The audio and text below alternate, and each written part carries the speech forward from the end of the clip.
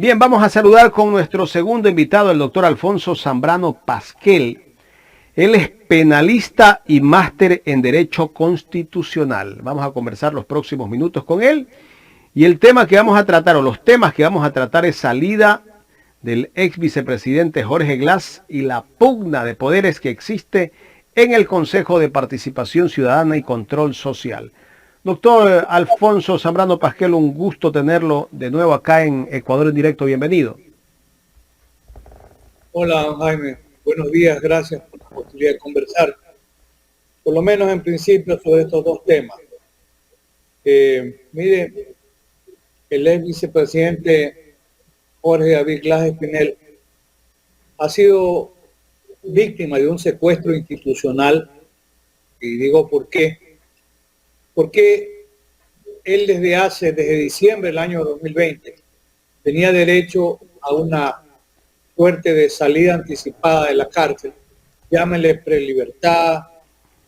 ¿Por qué? En razón del cumplimiento efectivo de la condena. Hay que recordar que no está preso un mes o 2 meses o 6 meses. Cumplió 5 años secuestrado en cárceles ecuatorianas. Ha habido el lawfare, la guerra jurídica ha sido enorme, básicamente contra Jorge Glass Espinel. Como yo digo, cuando miramos indicadores, ¿cuánto se cree en la justicia ecuatoriana? Apenas un 8%, tomo indicadores de market. En la asamblea, un 9%, en la policía el 10%. Ni siquiera me voy a referir a indicadores de confianza o credibilidad en la gestión del gobierno. Luego van a decir que la idea de la invitación fue hablar mal del gobierno. No, aunque se lo merezca. Pero hay una suerte de lawfare, guerra jurídica, como yo digo, han estado presentes y van a seguir presentes a lo que yo califico como los carroñeros de la justicia. La justicia ecuatoriana es un cadáver insepulto. Es un cadáver insepulto. Y he escuchado comentarios cuando se ha planteado ahora que se proceda a la unificación de la pena, tema en el que han pasado semanas y semanas y los jueces requeridos ante la presión mediática y política simplemente hacen, como decimos los entendidos, múltiples de foro, hacen absolutamente nada. Entonces, ¿qué acontece? He escuchado voces incluso histéricas diciendo que había que acumular las penas. Por ahí alguien mencionó una sentencia del Tribunal Supremo Español, que me parece que es del año 2016. Sí, pero descontextualizan la situación en Ecuador. Y en España, en el momento en que se acumula la condena, era porque estaba vigente el sistema de acumulación. Pero para que las ideas queden claras, en Ecuador teníamos un sistema penal y penitenciario vigente al tiempo de los hechos que se le imputan al ciudadano Jorge Glass Espinel. Todo lo que fuese en ese contexto favorable tenía que ser aplicado. Y en el Código Penal anterior y en el Código de Ejecución de Penas no existía la acumulación de las condenas. Esa acumulación de las condenas se produce con el Código Orgánico Integral Penal. Yo no sé si quienes afirmaron que procedía la acumulación lo hicieron por ignorancia, lo cual no es aceptable porque incluso proviene de alguien que dice que es profesor o profesora de Derecho Penal. Entonces es una manifiesta mala fe, porque el Código de Orgánico Integral Penal ahora sí prevé el sistema de acumulación cuando hay un concurso de delitos. Cuando hay una colisión entre un sistema normativo vigente en un momento dado y un sistema normativo posterior y hay contradicción porque el uno contemplaba la unificación y el otro contempla la sumatoria o la acumulación, ¿qué debe hacerse ante esta contradicción?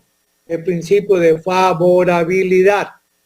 Es decir, ante un conflicto normativo tiene que aplicarse la ley en el sentido más favorable al justiciable. Pero eso no lo han querido entender ni algún profesor de derecho penal, ni alguien que incluso veo que estudió en España y por eso cita la jurisprudencia española. Sí, pero vea si es aplicable. Porque mañana alguien puede sacar la jurisprudencia alemana, sí, pero veamos si es aplicable para el caso concreto.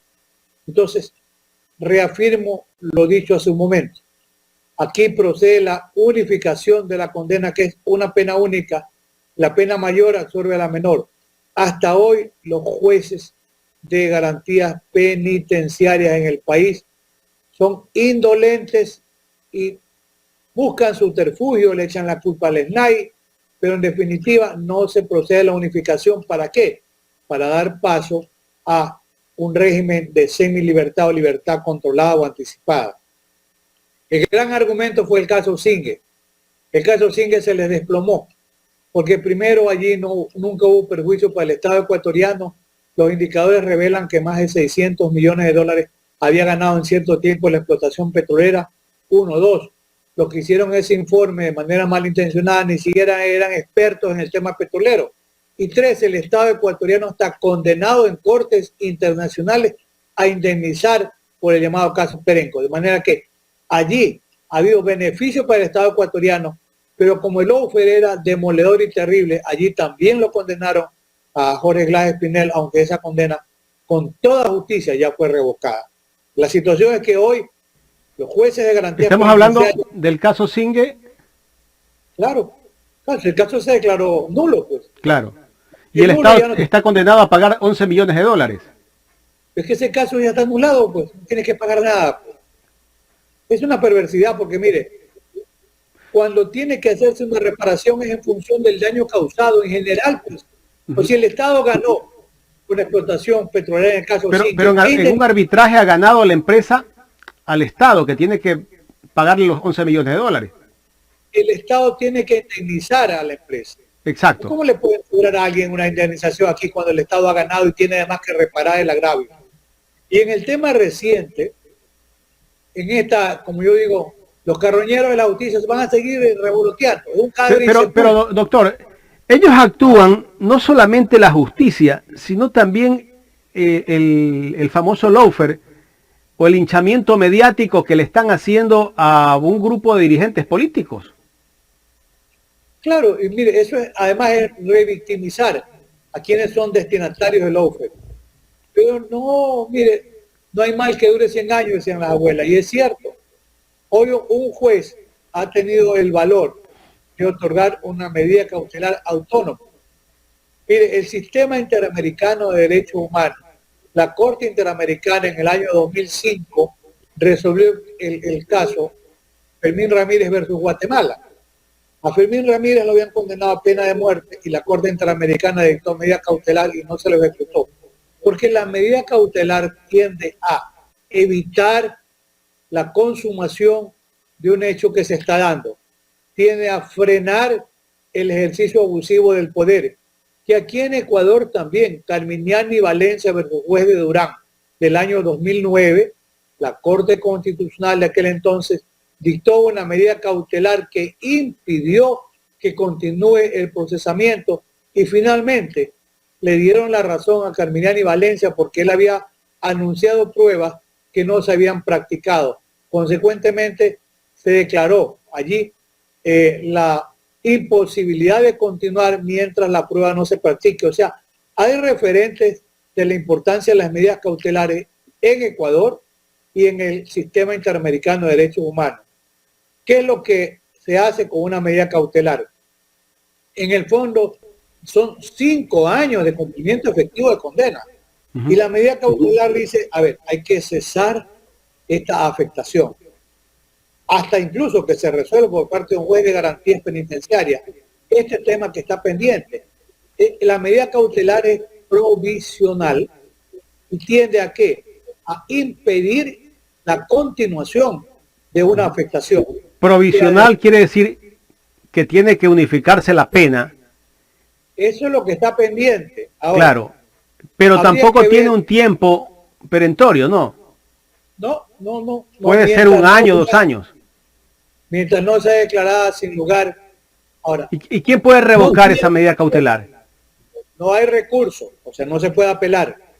Pero la Ley Orgánica de Garantía Jurisdiccional y Control Constitucional prevé la posibilidad de que se plantee primero un recurso horizontal de aclaración y ampliación que no va a prosperar.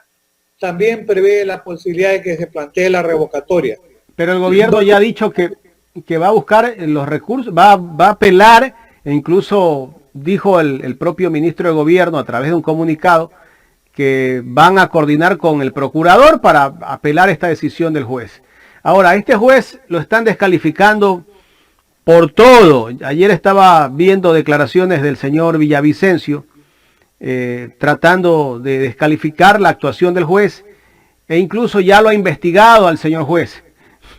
No sé cuál es la bronca que tiene con el señor Glass, pero en todo caso él busca descalificar a todo el mundo. Eso es parte del lawfare. Esa guerra jurídica que no es honesta, que es deshonesta, que busca incluso académicos, que crea en audiencia social una sensación como que las cosas están mal o que no procedían. La medida cautelar está prevista y en la condición que tiene hoy de ser una medida cautelar autónoma.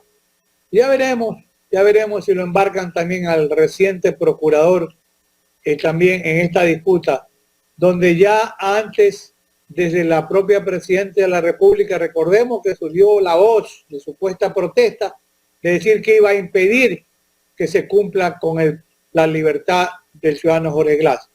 Ahora ya no ha hecho ninguna declaración el presidente, pero parte de esta tramoya perversa se está instrumentando. Hasta tanto el juez de garantías penitenciarias que tendría ya que haberle dado, ¿verdad?, ese derecho o ese beneficio, que además, miren, unos son los sustitutivos a la prisión preventiva y otros son las medidas sustitutivas a la privación de la libertad que están también en la Constitución Política del Estado Ecuatoriano en el artículo 77 y que hasta ahora tampoco se aplican. O sea, hay dos mecanismos. Uno es de la libertad anticipada o la prelibertad, tema que está en trámite y que no es despachado simplemente porque hay presiones políticas dirigidas hacia los jueces de ejecución penitenciaria. Y otro tema hasta hoy olvidado, que son las medidas cautelares sustitutivas al cumplimiento del resto de la condena, ¿verdad? Que no significa a nadie declararlo libre o inocente, simplemente significa decir, señor, en razón del tiempo ya cumplido, el resto de la condena lo va a cumplir mediante medidas que se llaman sustitutivas, que están en la Constitución, que las ha en su momento examinado y no las ha deslegitimado la propia Corte Constitucional. Pero como este es parte del lawfare, ¿verdad?, ahí se sigue revictimizando al ciudadano Jorge Glass Espinel. Ahora, ¿qué limitaciones tiene esa prisión bueno, ya no es prisión, ¿no? Esa libertad que tiene el ex vicepresidente Jorge Glass? No puede salir del país. Él tiene libertad para moverse dentro del país a cualquier provincia, a cualquier ciudad, pero no puede salir del país. Y participar en actos públicos o actos políticos. No está impedido de participar, lo que no, o sea, me refiero a la participación como acto de presencia, lo que no puede ser candidato. Puede ser candidato mientras subsistan las sentencias condenatorias que están vigentes. Hay impedimento de salida y hay la presentación que debe hacer de manera periódica ante una autoridad. Me parece que es en la cárcel de Guayaquil. Pero en todo caso, ese es el estatus que tiene que ser respetado y que tiene que mantenerse vigente mientras no haya una decisión que lo invalide. Y esa decisión por el momento no existe. Uh-huh. Y si una vez que le dé la audificación de pena, ¿él seguirá presentándose acá en la cárcel, en la penitenciaría litoral, semanalmente? ¿O ya no? El juez de penitenciarias es el que determinará primero el derecho, que ya es un derecho adquirido de Jorge Glass Espinel, a gozar de una prelibertad o libertad controlada o anticipada, como quiera que se llame, por el resto del cumplimiento de la condena. Las medidas de restricción o de aseguramiento podrían ser Uno, impedimento de salida del país, y la otra podría ser la presentación periódica, pero eso tendrá que determinarlo un juez de garantías penitenciarias. Igual podría ser el tema de disponer que porte un grillete electrónico, pero ya esas son medidas que cuando se haga efectivo ese derecho a la prelibertad o libertad controlada anticipada, habría que ver qué otras medidas de aseguramiento dispone el juez de garantías penitenciarias. Estamos dialogando con el doctor Alfonso Zambrano Pasquel, penalista y máster en Derecho Constitucional a través de Ecuador en Directo. Doctor, bueno, la salida de Jorge Glass de alguna manera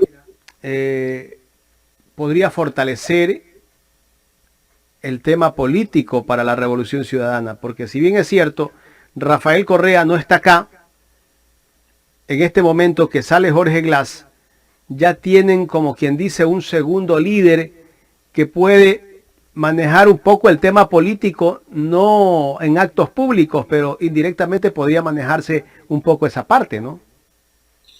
Mire, eso es incuestionable. Hay ejemplos. Lo que pasó en Bolivia después de haberlo perseguido judicialmente a Evo Morales, lo que acaba de pasar hace poco en Brasil, pues.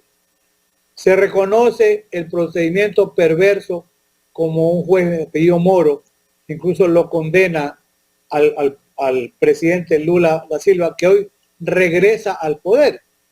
Regresa al poder porque fue revictimizado.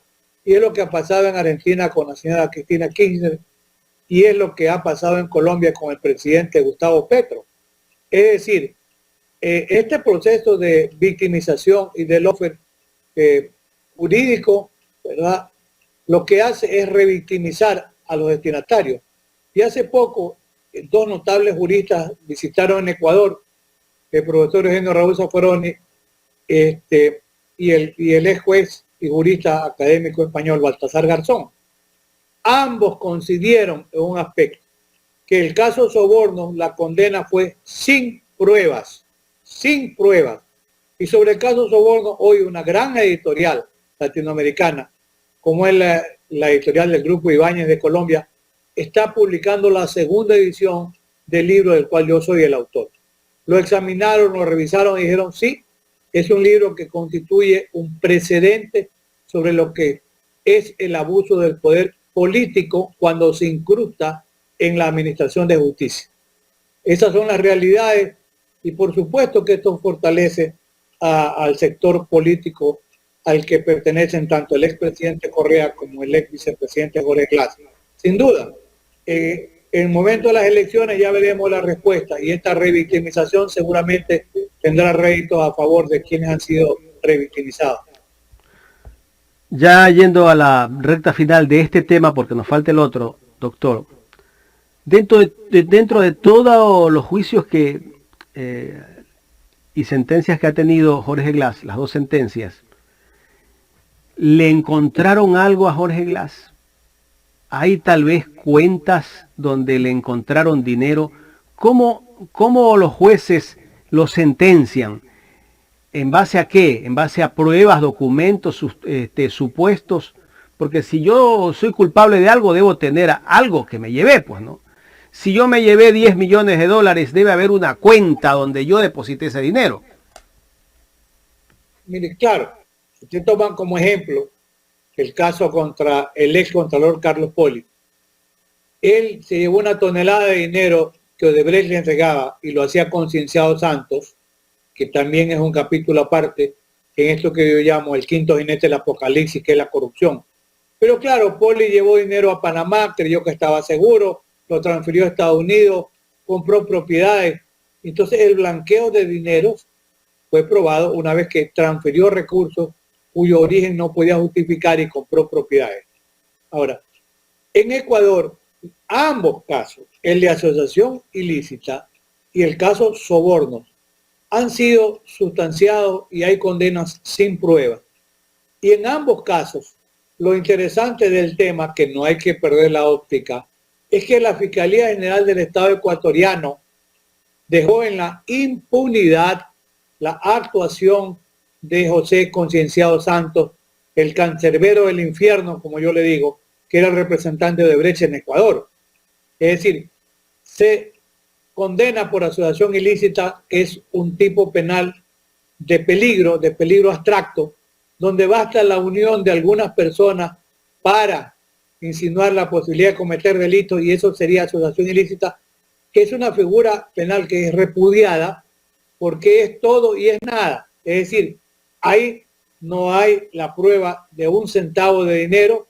Además, si hubiese habido un acto de soborno, de cohecho, tendría que responder el que da y el que recibe, el extraneu, que teóricamente sería Concienciado Santos, por ejemplo, en el tema del excontralor Carlos Poli, y el intraneu el que recibía el dinero.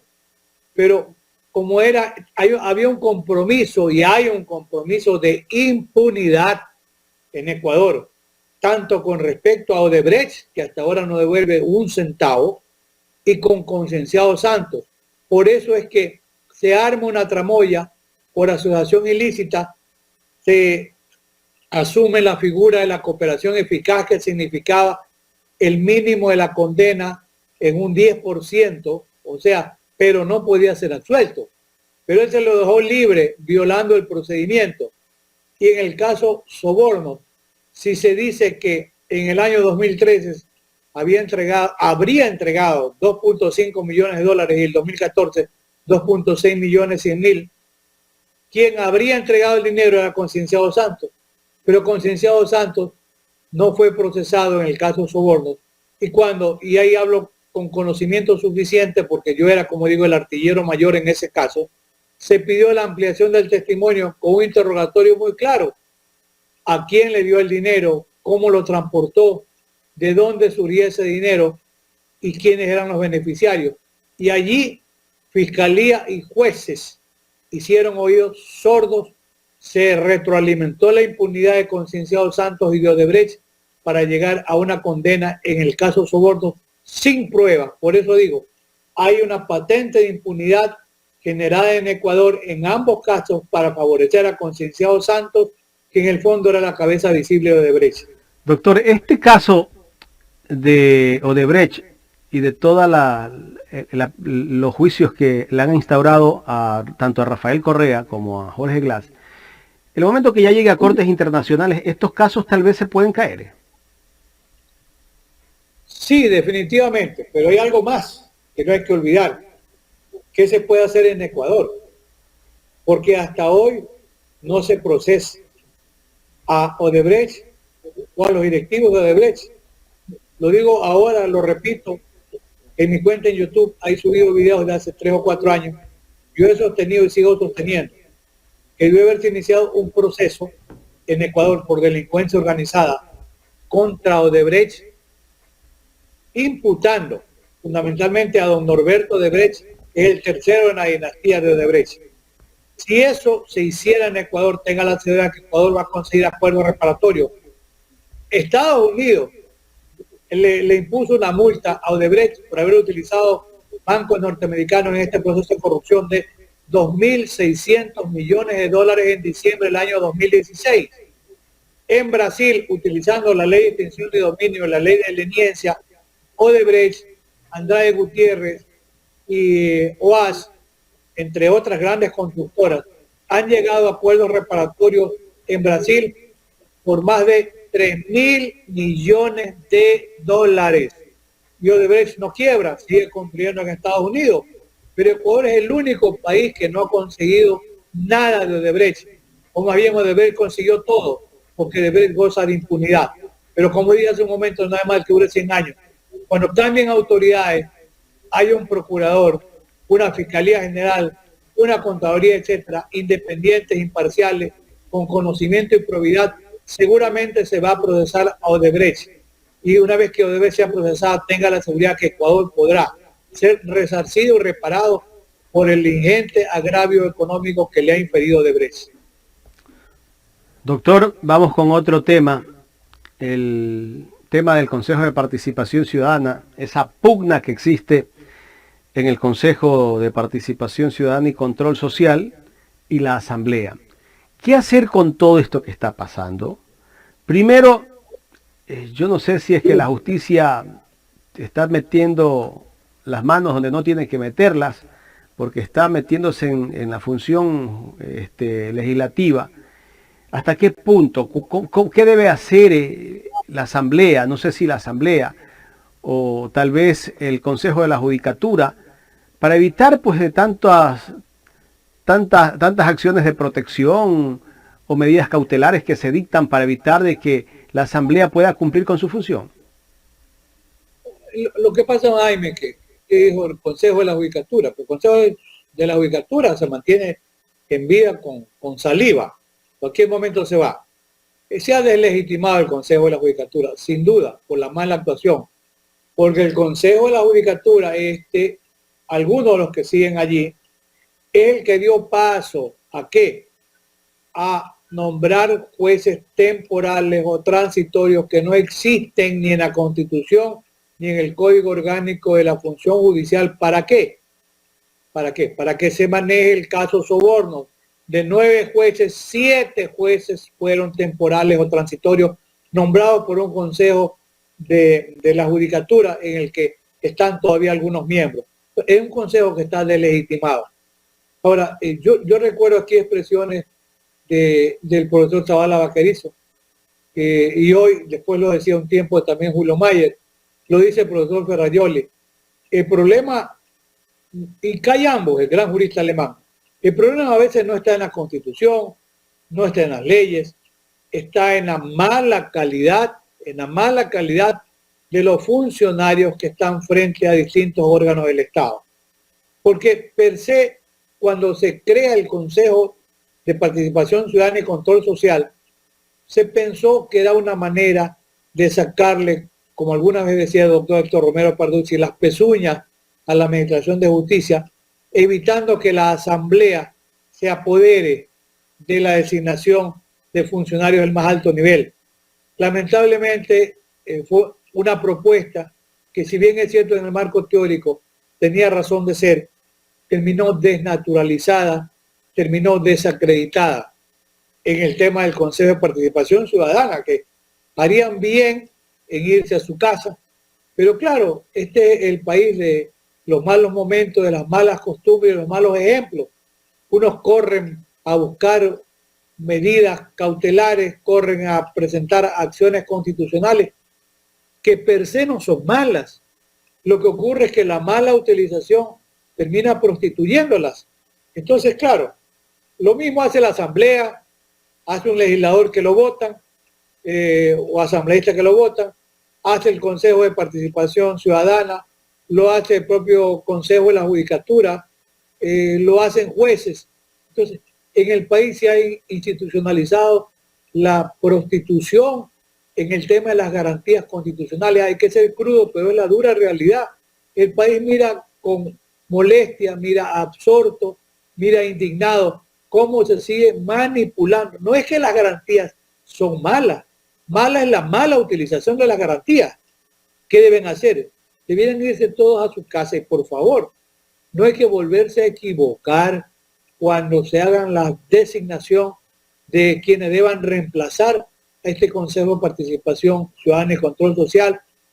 Y pasará lo mismo en el momento en que haya que designar a nuevos asambleístas, porque en las circunstancias actuales cada día pierde credibilidad la Asamblea y el ejercicio del poder político en el Ecuador. Esa es la dura y penosa realidad, estimado Jaime. Doctor, muy buenos días. Claro, le saluda. Esta pugna de poderes que hay en el Consejo de Participación Ciudadana, sobre todo por la designación de autoridades, ¿no cree usted, en su criterio, que de pronto hubiese terminado si se aprobaba la pregunta expuesta por el presidente Lasso en la próxima consulta popular de eliminar esa competencia al Consejo de Participación Ciudadana? De pronto, en su criterio, ¿no? ¿Considera usted no que ayudaría a eliminar esta pugna que hay y que no hay solamente en este gobierno? Usted lo sabe, hay en todos los gobiernos, porque de una u otra manera quieren tener el control de estas entidades públicas que son de gran importancia. ¿Cuál es el problema? Yo dije hace un momento y reitero, la mala calidad de los que son nominados. Y esa mala calidad, ¿cómo se supera? Bueno, buscando personas de altísima probidad. Estoy pensando en un fiscal como Edmundo Durán Díaz, incorruptible, como yo digo, a prueba de bala. Estoy pensando en contralores como Hugo Ordóñez Espinosa de Cuenca, ya falleció, como Marcelo Merlo Jaramillo de Quito, que sigue con vida, que honraron el ejercicio de la Contraloría. Edmundo Durán Díaz honró el ejercicio de la Fiscalía General. El problema allí ya no está en la ley, está en la calidad de las personas que son designadas, pero yo realmente, este poder, sacarlo de las uñas del Consejo de Participación Ciudadana y entregárselo a la Asamblea, no sé si puede ser peor,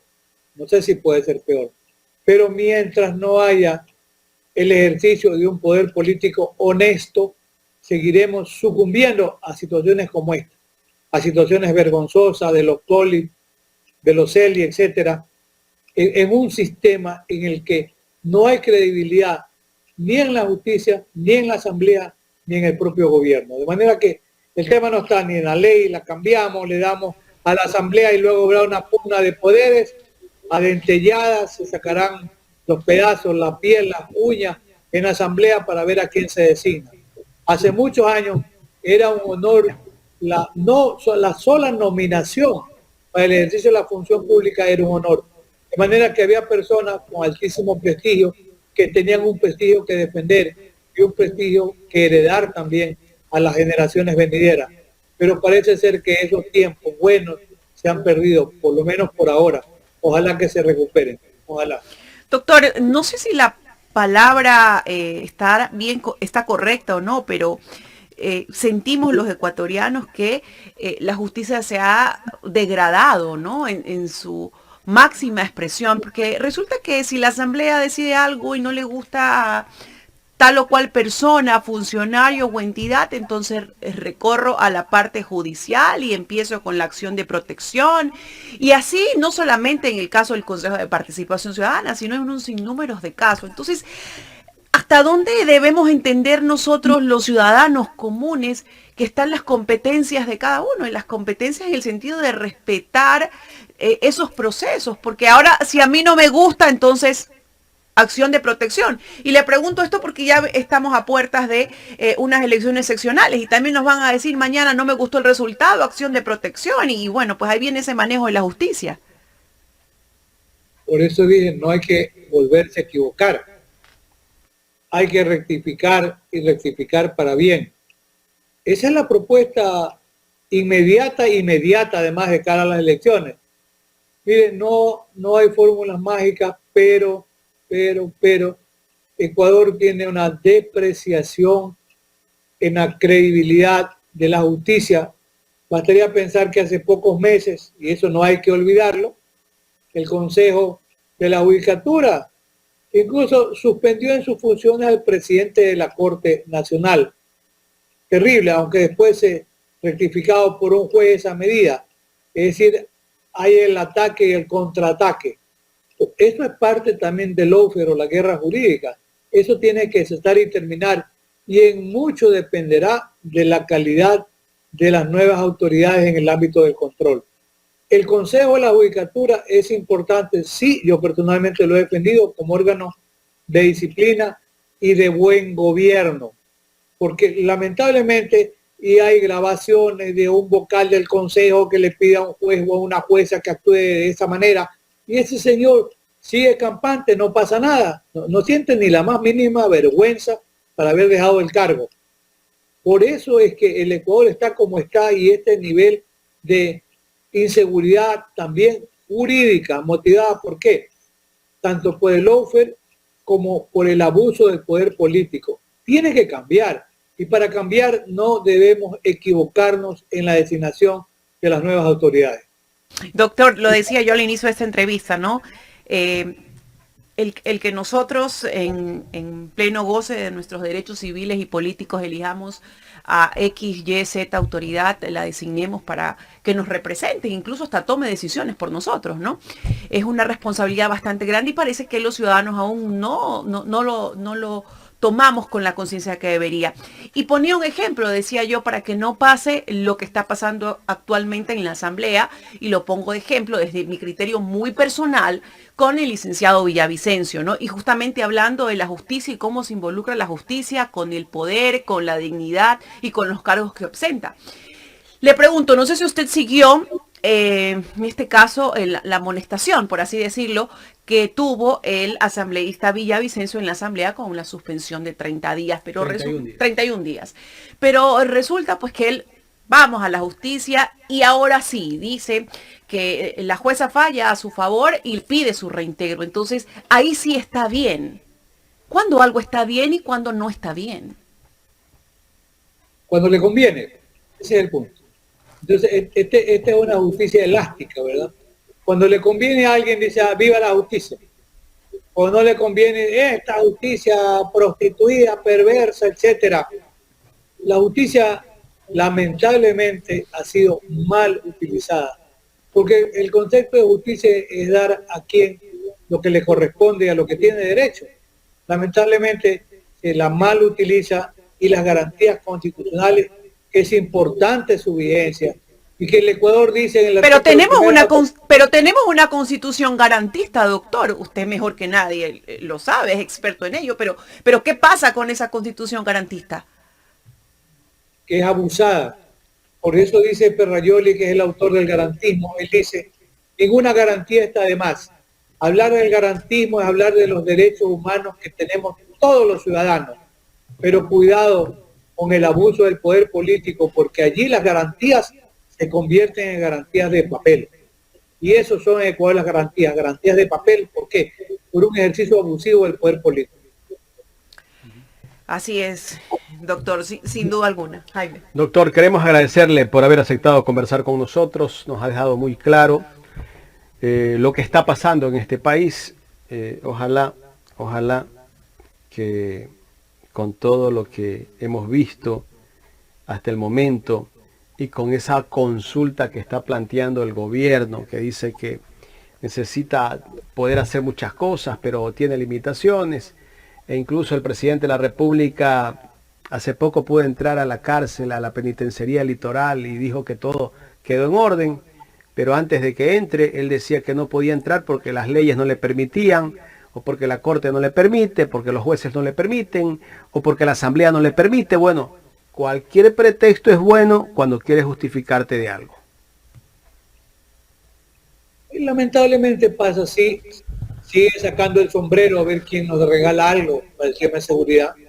Israel no nos va a regalar nada, nos va a cobrar por asesoría y por venta de armas. Estados Unidos tampoco nos va a regalar nada. Recuerden que se hizo el papelón y ridículo además ir a decir que bueno, se va a implantar en Ecuador o el plan Ecuador similar al plan Colombia, sobre eso hemos comentado bastante, pero bueno, el Ecuador dice que no tiene recursos, ¿sí?, para implementar, y se habla de al menos 5.500 millones de dólares. Yo voy a repetir lo que he dicho en otros programas y en otras entrevistas. El Estado tiene la facultad para crear un impuesto único por una sola ocasión para el tema de seguridad ciudadana. Ese impuesto no debe preocupar a los que no tienen porque no van a pagar nada. Al señor de la tienda él no va a pagar nada. Al que tiene más tiene que pagar más. Y no hay que ponerle un tope. Porque como yo digo, el señor que tiene muchos recursos, 3, 4 casas en San Borondón, 2 departamentos en Salinas, 2 en Miami, y donde quiera que fuese, bueno, esa persona tendrá que pagar una proporción mayor. Y además, la gran propuesta es lo que pague como contribución para este impuesto único para seguridad ciudadana debe ser descontado del pago del impuesto a la renta.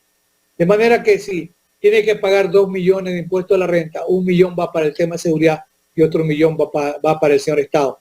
Esta sería una respuesta racional y entendible y es factible además. Doctor, nos quieren hacer creer que el Ecuador no tiene recursos, pero el año pasado, en el 2021, este gobierno condonó entre intereses y multas de impuestos a las grandes empresas, 6.638 millones de dólares. Eso lo dijo la economista Vilma Salgado en este espacio el día viernes. Y en 4 años, del 2018 al 2021, condonaron entre deudas y todo lo que hicieron a los grupos empresariales más grandes de este país, cerca de 30.000 millones de dólares. Con ese dinero, ¿usted no cree que el Ecuador tiene para mejorar la salud, la educación, dar seguridad?